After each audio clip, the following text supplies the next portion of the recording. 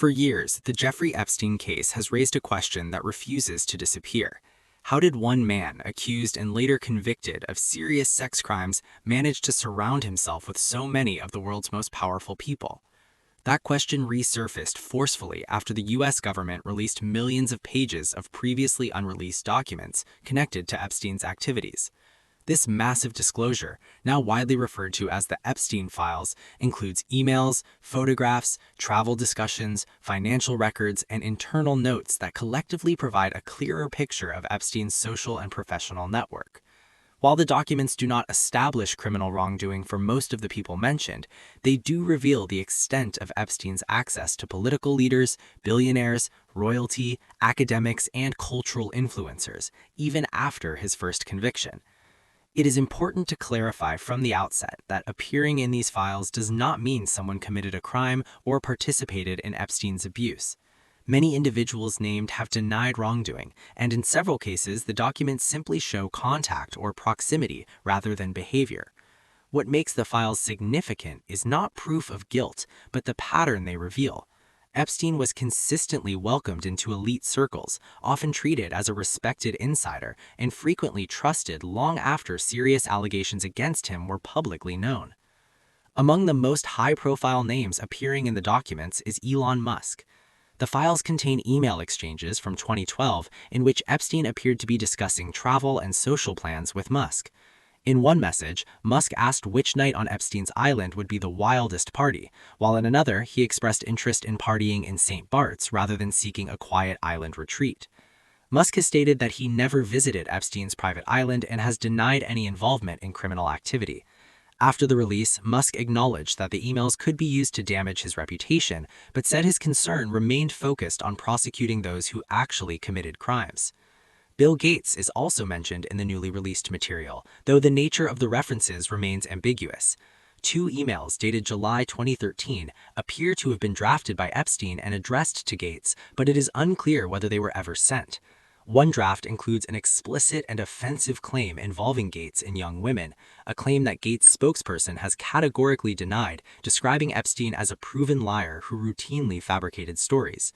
Melinda French Gates later said the release reopened painful memories from her marriage, but emphasized empathy for Epstein's victims rather than focusing on personal fallout. Donald Trump appears frequently throughout the files, particularly in records compiled by the FBI from its national tip line. These entries reflect unverified allegations submitted by members of the public, many without evidence or corroboration. While the documents include accusations involving Trump, Epstein, and other figures, Trump has not been accused of crimes by Epstein's victims and has consistently denied wrongdoing, stating that he severed ties with Epstein decades ago. It is crucial to understand that tip-line reports document claims, not conclusions, and do not establish facts. The files also include photographs involving Andrew Mountbatten Windsor, formerly known as Prince Andrew. The images show him kneeling over a woman lying on the floor, touching her stomach and looking directly at the camera. The woman is fully clothed and no context is provided regarding when or where the photos were taken or what circumstances surrounded them. Andrew has repeatedly denied wrongdoing, and while the images have reignited public scrutiny due to his prior association with Epstein, the files themselves do not provide evidence of criminal conduct. Richard Branson's name appears repeatedly across the documents, particularly in email exchanges from 2013. In one exchange, Epstein thanked Branson for hospitality and advice, and Branson responded warmly, including a joking reference to Epstein bringing his harem. Virgin Group later clarified that the term referred to adult staff members and emphasized that Branson's contact with Epstein was limited, occurred more than a decade ago, and ended entirely after due diligence uncovered serious allegations. The company stated that had Branson known the full extent of Epstein's actions at the time, there would have been no contact at all. Sarah Ferguson, Duchess of York, also appears in multiple emails, some written while Epstein was under house arrest. These messages include friendly language and requests to meet, as well as expressions of admiration. While the emails do not indicate criminal behavior, their tone has drawn attention given Epstein's public legal history at the time. The files do not suggest Ferguson engaged in wrongdoing.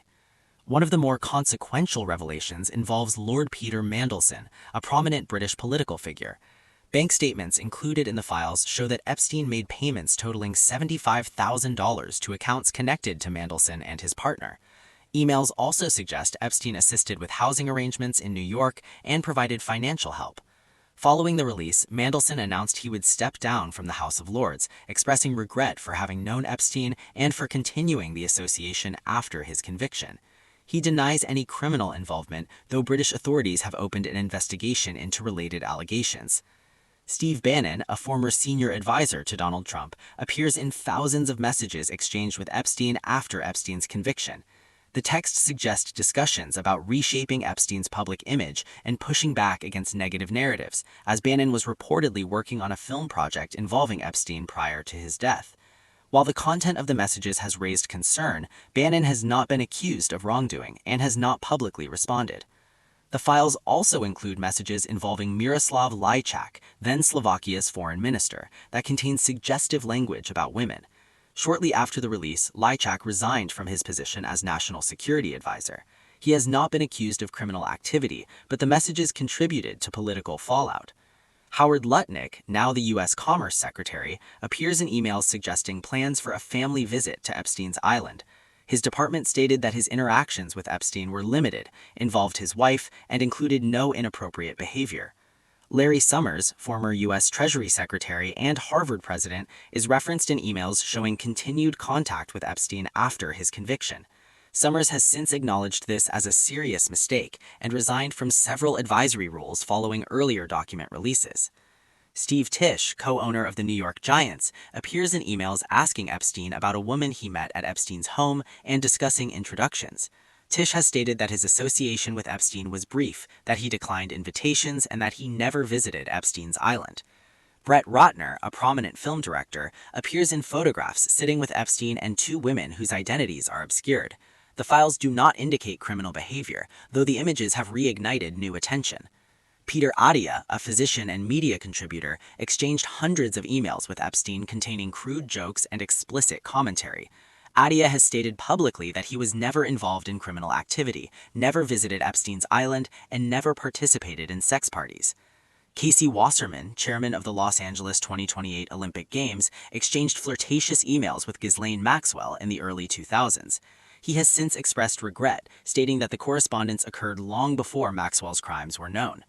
Sergey Brin, co-founder of Google, is documented as having visited Epstein's island and planned dinners at Epstein's New York home. The emails do not suggest wrongdoing, and no allegations have been made against him. Former Israeli Prime Minister Ehud Barak appears repeatedly in the files, including plans to stay at Epstein's New York residence years after Epstein's conviction. Barak has acknowledged the relationship, but said he never witnessed or participated in any inappropriate behavior.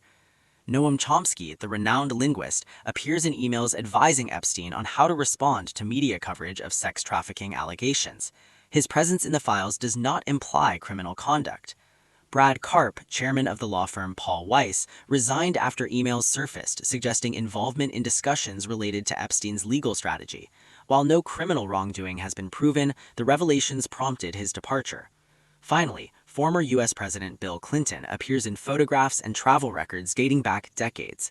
Clinton's representatives have emphasized that the images are old and that Clinton severed ties with Epstein before the full scope of his crimes became public. Taken together, the Epstein files do not present a list of convictions or proven crimes. Instead, they reveal something more unsettling, a detailed map of access. They show how Epstein maintained relationships with influential people across politics, business, media, and academia, often long after warning signs were visible. The documents raise difficult questions about power, accountability, and how social status can shield individuals from scrutiny. While many questions remain unanswered, one thing is clear. The story of Jeffrey Epstein is not only about one man, but about the systems and networks that allowed him to operate in plain sight.